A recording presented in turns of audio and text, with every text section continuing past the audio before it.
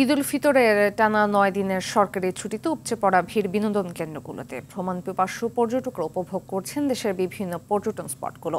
এরই মধ্যে কক্সবাজারে ঢল নেমেছে পর্যটকদের। ঈদের দ্বিতীয় দিন থেকে হোটেল, মোটেল, রিসোর্ট সহ গেস্ট হাউসগুলো ৭০ থেকে ৮০% বুকিং হয়ে আছে। সৈকতে পর্যটকদের নিরাপত্তার দায়িত্ব পালন করছে ট্যুরিস্ট পুলিশ। সূর্যোদয় সূর্যাস্তের বেলাভূমি সাগরকন্যা পটুয়াখালীর কুয়াকাটায় ঈদের দিন থেকে ভিড় জমিয়েছেন পর্যটক ও দর্শনার্থীরা। সরকারি টানা ছুটিতে পরিবার পরিজন বন্ধু বান্ধব নিয়ে অবকাশ যাপনে ছুটে আসছেন পাহাড়কন্যা বান্দরবানে। পর্যটকরা নীলাচল, নীলগিরি, মেঘালয়, শৈলপ্রপাতে ঘুরে বেড়াচ্ছেন তারা। এদিকে ঈদে ভিড় পড়েছে বরগুনার পর্যটন কেন্দ্রগুলোতে। পাথরঘাটে নীলিমা পয়েন্ট সহ দর্শনীয় স্থানগুলোতে ঘুরে বেড়াচ্ছেন পর্যটকরা।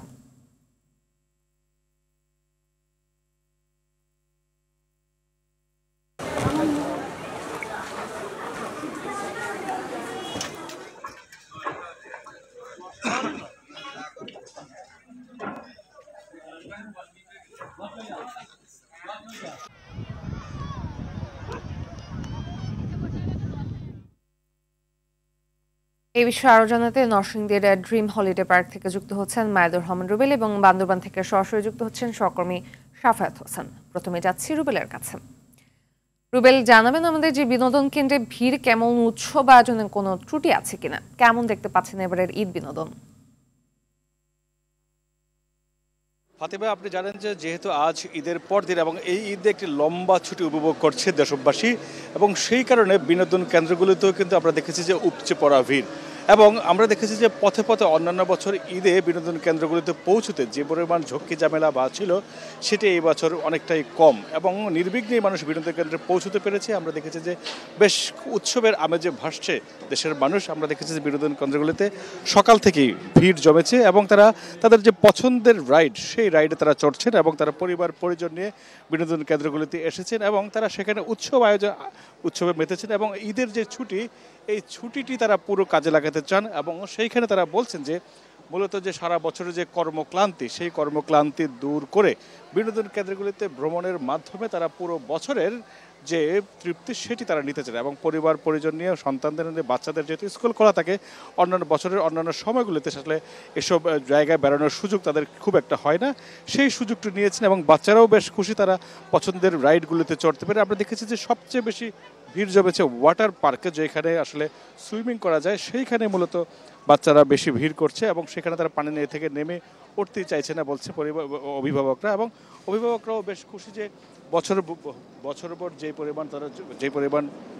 পরিমাণ ক্লান্তি থাকে বা যে পরিমাণ কর্মক্লান্তি থাকে, কাজের সেই ক্লান্তি, অর্থাৎ যে ব্যাটারির চার্জ ফুরিয়ে গেলে যেরকম হবে সেটি এবং রিচার্জ করার জন্য মূলত পার্কগুলোতে তারা ভিড় জমিয়েছেন। এবং আমরা দেখেছি নরসিংদীর এই ড্রিম হলিডে পার্কের বিভিন্ন রাইডে ভিড় করছেন দর্শনার্থীরা। এবং এখানে শুধুমাত্র নরসিংদী না, ঢাকা, নারায়ণগঞ্জ এবং আশপাশের জেলার মানুষ এখানে ভিড় করেছেন। এবং যারা পার্ক কর্তৃপক্ষ তারা বলছেন যে অন্যান্য বছরের তুলনায় এই বছরের মানুষের উৎসব আয়োজন একটু বেশি এবং বাড়তি উৎসবের কারণে মানুষের এবং বাদ ভাঙা এই উল্লাস। এবং শুধুমাত্র এই পার্ক না, আমরা যতটুকু জেনেছি যে অন্যান্য যে পর্যটন কেন্দ্র বা বিনোদন কেন্দ্র সব জায়গাতেই মানুষের ভিড় বেড়েছে এবং চিড়িয়াখানাতেও আসলে ভিড় বেড়েছে। এবং মানুষের যে উৎসব, এই এবারের ঈদে অন্তত 10 দিন সরকারি ছুটি এবং সেই ছুটি এবার কাজে লাগাতেই মানুষ বিনোদন কেন্দ্রগুলোতে ভিড় জমেছে। আমাদের সাথে এখন যুক্ত হবেন বান্দরবান প্রতিনিধি সাফায়াত হোসেন। আমরা সরাসরি চলে যাব সেখানে। সাফায়াত, জানাবেন আপনার এলাকার বিনোদন কেন্দ্রগুলোর পরিস্থিতি।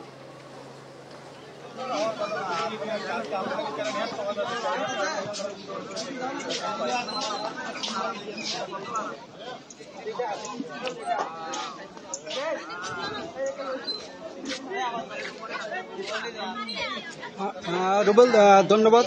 ফাতিমা, আপনি জানেন টানা প্রায় 9 দিন ছুটি ঘোষণা করেছে সরকার। তবে এই ছুটি ঘোষণা উপলক্ষে আসলে বান্দরবানের প্রতিটি পর্যটনস্থলে প্রচুর পর্যটকের সমাগম দেখা যাচ্ছে। এখানে বিশেষ করে নীলাচল, নীলগিরি, চিম্বুক, শৈলপ্রপাত বেশ কিছু পর্যটন স্পট রয়েছে। এই ছুটিতে আসলে প্রচুর পর্যটক বান্দরবানে আগমন ঘটেছে।